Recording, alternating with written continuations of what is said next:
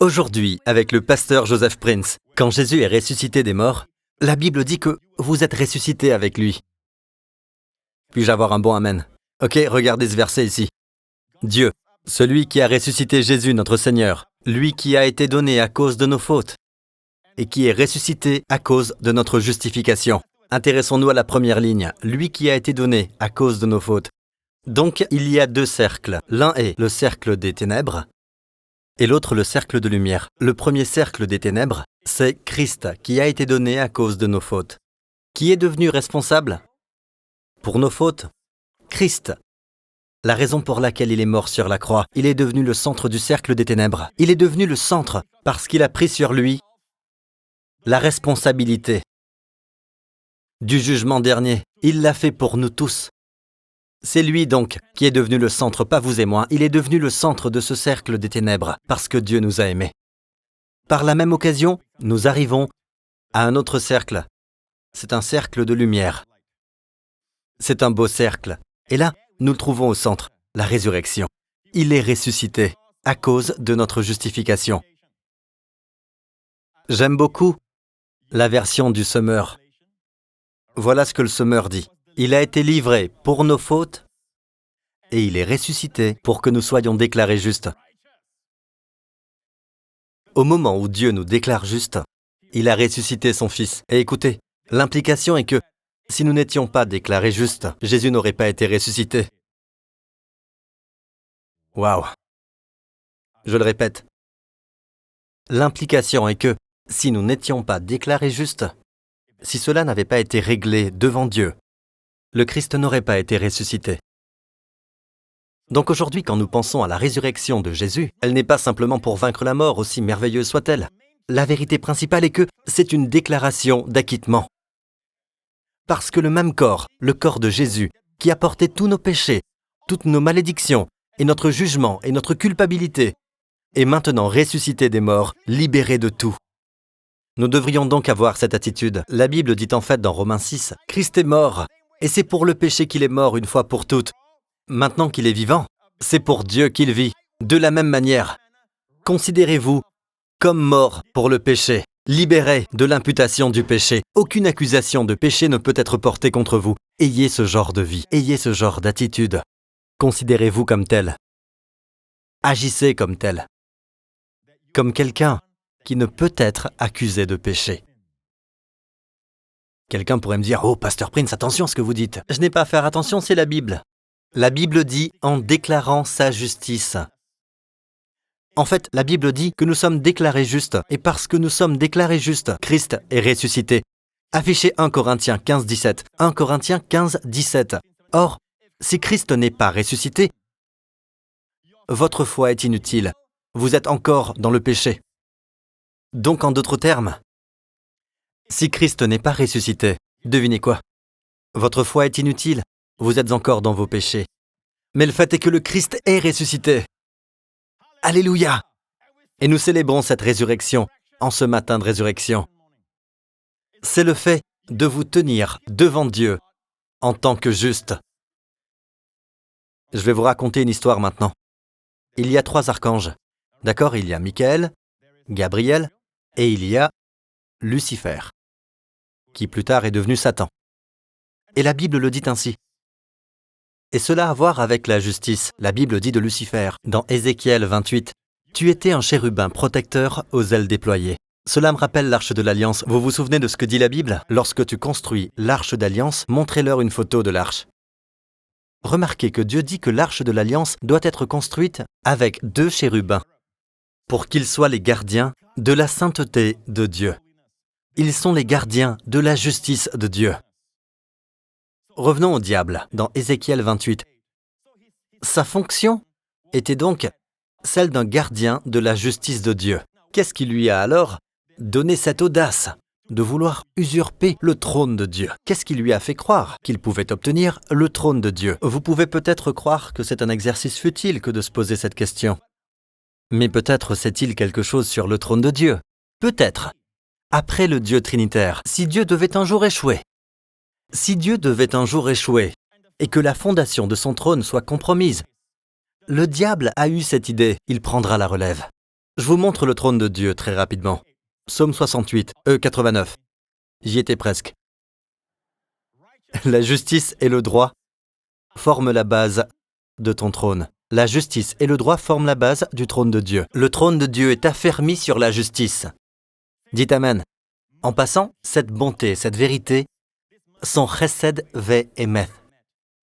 Et n'oubliez pas qu'en hébreu, la loi a été donnée à travers Moïse. Mais chesed ve'emeth, la grâce et la vérité sont venues à travers Jésus-Christ, littéralement. D'accord? C'est donc la grâce et la vérité. Donc qu'est-ce que Dieu aime devant lui? La bonté et la vérité. La grâce et la vérité. La vraie grâce. Mais son trône est affermi sur la justice. Bon. Le diable est Il a été créé avec Michael et Gabriel pour être quoi? Des chérubins. Chérubin signifie quoi? Gardien de la justice de Dieu. Et maintenant, le diable dit, ah ah, Dieu a donc une nouvelle création, appelée homme, Adam. Et je vois que Dieu l'aime beaucoup, comme je le vois pour vous quand vous avez un nouveau-né. Après quelque temps, je vous rends visite et je vous vois couvrir d'amour votre bébé. Vous m'avez tous vu faire cela avec Justin, n'est-ce pas? Vous aimez cet enfant. Alors le diable s'est fait cette réflexion. Si je veux atteindre Dieu, je l'aurai à travers son amour pour cet homme. Je vais provoquer Dieu. Bon, c'est une pensée diabolique. D'accord? Mais pasteur, comment le savez-vous? Pas parce que les grands esprits se ressemblent, non, mais parce que je lis la Bible. D'accord?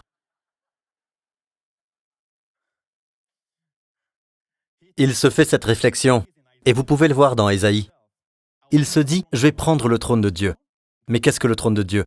Le trône de Dieu n'est pas la bonté et la vérité, c'est la justice. Mais Dieu aime la bonté et la vérité. Amen. Je vous promets que nos dirigeants peuvent comprendre cela. Nos juges peuvent comprendre cela. Amen. Vous devez maintenir la justice. Il faut maintenir la justice, mais votre cœur doit toujours aimer la bonté et la vérité. Amen. Parfois nous devons rendre justice, mais nos cœurs doivent aimer la bonté. Écoutez bien. Le diable dit, eh bien, puisqu'il aime l'homme, j'essaierai de faire en sorte que Dieu compromette sa justice. Je ferai en sorte que celui qui l'aime le déçoive, et je verrai comment il pourra lui pardonner tout en préservant sa justice. Nous voyons la même chose dans l'histoire, quand Jésus enseignait dans l'enceinte du temple. Ils ont amené devant Jésus la femme prise en flagrant délit d'adultère, et de la manière la plus grossière, ils la jetèrent devant Jésus, alors qu'il enseignait dans l'enceinte du temple. Et ils dirent, « Maître, cette femme a été prise en flagrant délit d'adultère. Moïse, dans la loi, nous a ordonné de lapider de telles femmes. Et toi, que dis-tu » Toute ressemblance est purement fortuite. Et la Bible dit que Jésus ne leur a pas répondu. Jésus se baissa et se mit à écrire avec le doigt sur le sol. Regardez cette photo ici. Il écrivait. Maintenant, la raison pour laquelle je vous montre ceci, c'est qu'il était en train d'écrire sur la pierre. Parce que l'un des avantages d'aller en Israël, c'est qu'on apprend des choses comme ça, que l'Esprit de Dieu peut vous montrer. Un jour, il y a de nombreuses années de cela, j'étais en Israël, à proximité de l'enceinte du temple.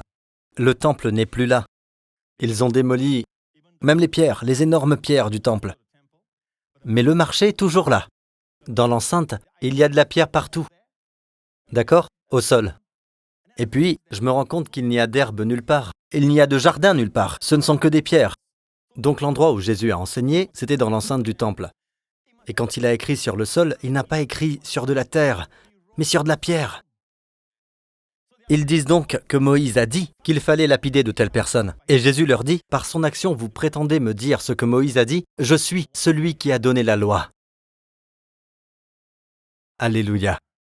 Quand Dieu est descendu, la première fois, il a écrit sur la pierre. Quand il s'est baissé, il démontra qu'il est le Dieu qui s'est abaissé sur le mont Sinaï pour donner la loi. Et il savait que l'homme ne pouvait pas la garder. Et alors il s'est relevé et dit, « Que celui d'entre vous qui est sans péché jette le premier la pierre contre elle. » Et la Bible dit, il se baissa de nouveau pour la deuxième fois. Combien de fois Dieu a-t-il donné les 10 commandements? 2 fois. Jésus s'est également baissé 2 fois. Maintenant, a-t-il enfreint la loi? Non, il ne l'a pas fait. Car c'est la loi de Dieu. Et elle est coupable. Et puis Jésus dit que celui d'entre vous qui est sans péché jette le premier la pierre contre elle. Oui, vous pouvez lui jeter la pierre, mais seulement celui qui est sans péché peut jeter la première pierre. La Bible dit qu'ils s'en allèrent un par un, à commencer par les plus âgés. Tout le monde est parti, laissant finalement Jésus seul avec la femme. Alors Jésus la regarda et elle pleurait. Oh que j'aime ce moment, le Sauveur et le pécheur, seul. Et il dit, « Femme, où sont ceux qui t'accusaient ?» Et elle a regardé autour d'elle, probablement qu'elle pleurait toujours. Elle a regardé pour la première fois et répondit, « Personne, Seigneur. » Elle l'a appelé Seigneur. Et il dit, « Moi non plus, je ne te condamne pas. » Vous avez entendu ça? « Moi non plus, je ne te condamne pas. » Vous savez pourquoi elle dit ça? Parce qu'il allait payer pour ses péchés peu de temps après. Il y a un prix à payer pour son pardon. Je vous ai dit que Dieu ne peut pas simplement prétendre pardonner aux pécheurs en étant complice de leurs péchés. Ils doivent donc être payés. Jésus lui dit, « Moi non plus, je ne te condamne pas. Vas-y. Et désormais ne pêche plus. » Vous voyez maintenant que la loi est impuissante face à l'amour. Oh, la sagesse de Dieu. La sagesse de Dieu. Maintenant, quel est le rapport avec notre justice? Quel est le rapport? Eh bien, mes amis, écoutez. Il y a ce verset dans la Bible, Proverbe 17, verset 15. Celui qui acquitte, lisons tous ensemble, comme nous arrivons à la fin de cet enseignement, celui qui acquitte le coupable et celui qui condamne le juste font tous deux horreur à l'Éternel. Que dit la Bible? Vous savez ce qu'est une abomination? C'est pire que le péché. Quand Dieu utilise abomination, c'est un mot intense. On m'a décrit ce sentiment comme, on me l'a représenté comme le fait d'être obligé de sentir l'odeur d'un rat mort, mort depuis de nombreux jours, et vous êtes coincé dans une petite pièce avec ce rat. D'accord? Ce que vous ressentez envers ce rat, quand vous sentez l'odeur de la mort, du cadavre, de la carcasse de ce rat, vous savez de quoi je parle. Ça, c'est une abomination. Le pharisien est l'image de celui qui acquitte les méchants. Ils sont méchants et pourtant ils agissent comme s'ils étaient justifiés. Ce sont des pécheurs, mais ils agissent comme s'ils ne l'étaient pas. Et tous ceux qui sont comme eux, Dieu dit que c'est une abomination. D'accord? C'est de l'hypocrisie, n'est-ce pas? L'hypocrisie, c'est prétendre être ce que vous n'êtes pas. Le monde extérieur nous traite d'hypocrites. Voyons voir qui est le vrai hippo. Très bien. Regardez ça. Celui qui condamne les justes. Maintenant, quand Jésus est ressuscité, vous êtes rendu juste. N'est-ce pas? C'est pour cela que Jésus est ressuscité, d'accord? Bien, maintenant, êtes-vous juste? Êtes-vous justifié? Déclarez juste sur la base de la foi. Nous avons la paix avec Dieu, n'ai-je pas raison? Et si vous vous condamnez vous-même? Et si vous vous condamnez vous-même? Est-il convenable pour vous de condamner le juste? Si vous condamnez un autre frère, cela ne correspond-il pas à ce verset? C'est une abomination. Maintenant, dans la vie chrétienne, cela affectera tout dans votre vie. Nombreux sont ceux parmi nous qui se condamnent. Nous nous demandons pourquoi nos prières ne fonctionnent pas. Nous nous condamnons nous-mêmes, alors qu'en réalité, nous commettons en quelque sorte une abomination. Il y a des chrétiens qui confessent leurs péchés, mais ils confessent ceux qui sont manifestes et clairs, mais ils n'avouent pas qu'ils se condamnent eux-mêmes. C'est une abomination de vous condamner vous-même. Dieu a dit à Pierre, « Ce que j'ai déclaré pur », en se référant aux gentils, « Ce que j'ai déclaré pur, ne le considère pas comme commun. Ne le considère pas comme impur. » Dieu n'aime pas ça. D'accord? Cela affectera votre relation avec vos enfants. Vous devez être affermis. Vous êtes la justice de Dieu. Amen. Ésaïe 54. Nous terminons. Regardez ça. Tous tes enfants seront instruits par l'Éternel. Il ne dit pas que vous devez enseigner à vos enfants au sujet de l'Éternel, mais que l'Éternel lui-même les instruira. Tous les enfants seront instruits par l'Éternel. Et le shalom, la paix de tes fils, sera très grande. Le mot shalom n'est pas seulement tranquillité d'esprit, mais aussi la santé. La santé de vos enfants sera excellente. Grande sera leur paix. Grand sera leur bien-être.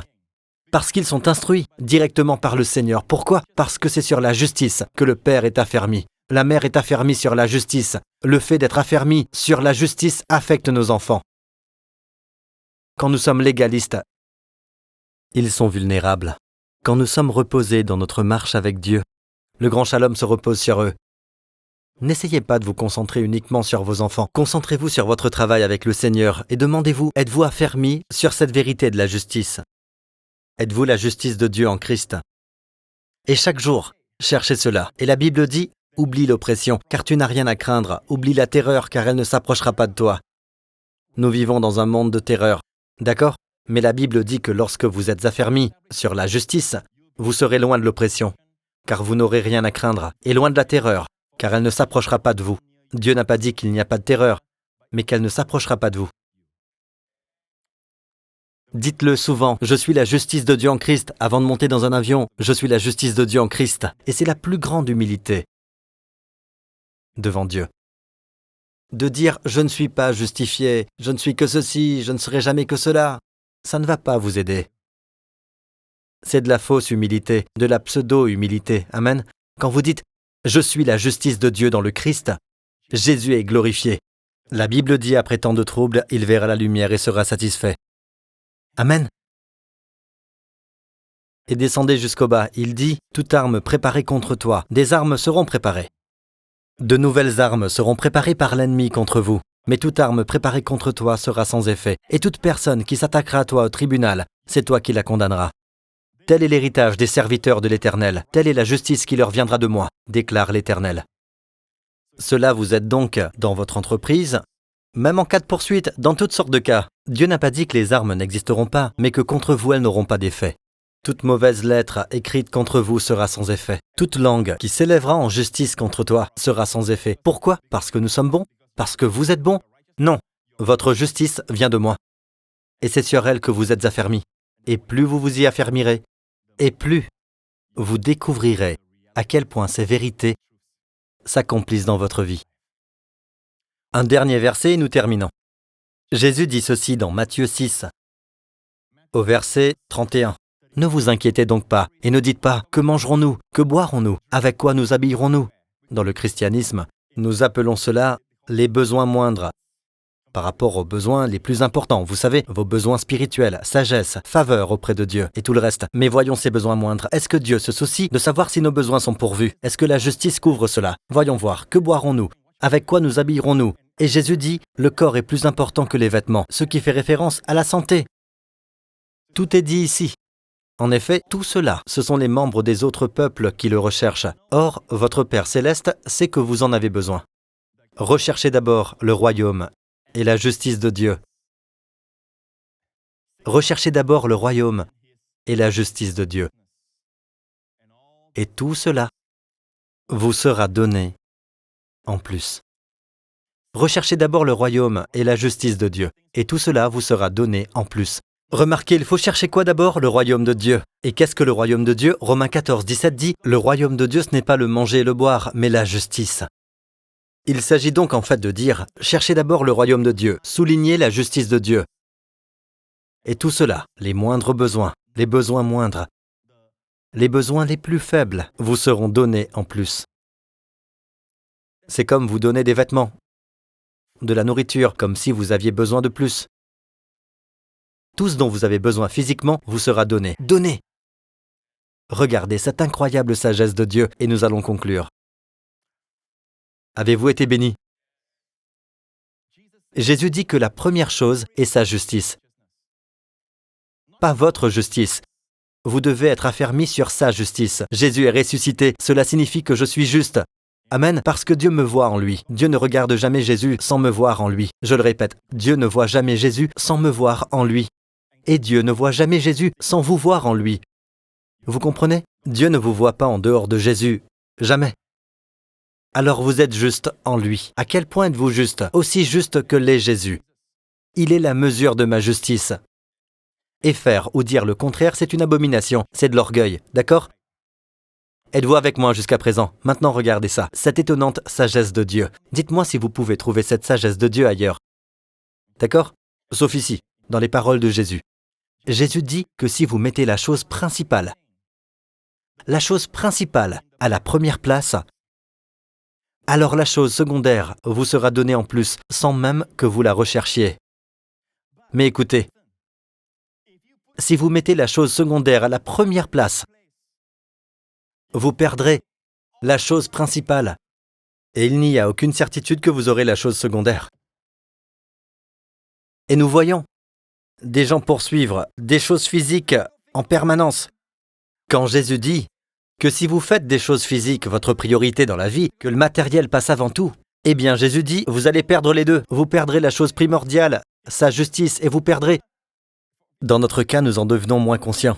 Et vous perdrez la chose secondaire. Mais Jésus dit, si vous mettez la chose principale en premier, sa justice, chaque jour. Sachez ceci, si vous vous déclarez juste, si vous le croyez, si vous écoutez des messages vous encourageant dans cette direction, ceux de Joseph Prince sont très bons d'ailleurs, écoutez-en, amen. Bon, il n'y a pas que moi. Donc vous écoutez. Plus vous en écoutez, vous en faites votre priorité. Cela devient la chose la plus importante pour vous. Alors non seulement vous bénéficiez de la justice, mais les besoins physiques les plus faibles vous seront donnés. Mais si vous mettez ces besoins moindres à la première place, vous perdez les deux. Quelle sagesse! Cela vous aide à rester très simple. Vous savez, tous les jours de votre vie, je n'ai pas besoin de tout faire pour avoir une bonne santé. Je n'ai qu'à constamment me poser la question, suis-je conscient de ma justice aujourd'hui? Je cherche intensément à être affermi dans cette conscience de la justice. Et devinez quoi? Les vêtements me sont donnés. De la nourriture m'est donnée. Ça ne veut pas dire qu'il n'y a pas de défi. Cela ne veut pas dire qu'il n'y a pas d'armes, mais toute arme préparée sera sans effet. Et cela ne signifie pas que les langues ne s'élèveront pas. Les langues s'élèveront, mais elles seront sans effet à cause de ce que Jésus a fait. Satan ne peut pas accuser avec succès, et la loi ne peut pas condamner avec succès. Vous êtes la justice de Dieu en Christ, et tout cela à cause de la résurrection. Louez-le. Alléluia! Alléluia! Merci Père, merci Seigneur. Et tous ceux qui regardent ce programme à la maison. Mon ami, le Seigneur vous aime beaucoup. Vous êtes la prunelle de ses yeux. Et vous et moi sommes pris dans la bataille de tous les temps. Et bien que l'homme ait chuté, Dieu n'a pas oublié l'homme. Dieu aime l'homme. Dieu l'aime. Et la façon dont Jésus dit ce petit mot intense, en français, le mot tant. En effet, Dieu a tant aimé le monde. Dieu vous a tant aimé qu'il a donné son Fils unique pour mourir pour vos péchés. De penser que le Fils de Dieu 3 fois saint, le juste, l'irréprochable, prendrait notre place et prendrait sur lui toutes les responsabilités, tous les jugements et toutes les conséquences de nos péchés dans son propre corps pour que nous puissions être justes. Où est Jésus aujourd'hui? À la droite du Père. Le même Jésus sur la croix, qui a porté nos péchés, qui était sous la malédiction, qui est devenu une malédiction. Où est-il aujourd'hui, à la droite du Père? Qu'est-ce que cela signifie? Vos péchés sont effacés. Vos péchés sont effacés. Avez-vous reçu ceci? L'avez-vous reçu? Si ce n'est pas le cas, je voudrais vous guider dans cette prière pour recevoir le Seigneur Jésus. Dites-le simplement avec votre cœur, ceux qui regardent à la maison. Dites-le de tout cœur. Dites, Père Céleste, je crois que Jésus est mort pour mes péchés.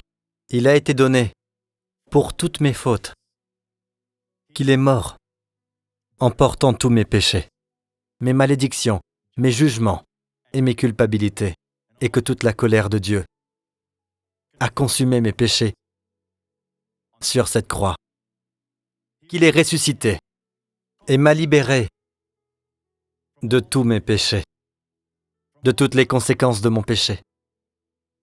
Il est ressuscité complètement libre de toute malédiction. Moi de même, j'ai été ressuscité en lui, délivré de toute accusation de péché, de toute imputation de péché. Jésus-Christ est mon Seigneur et mon Sauveur. Je suis sauvé, complètement sauvé. Le sang de Jésus est éternellement efficace. Je suis gardé juste par le sang de Jésus. On ne peut jamais m'imputer ou m'accuser de péché à nouveau. Je suis la justice de Dieu en Christ, au nom de Jésus. Et tout le peuple dit Amen.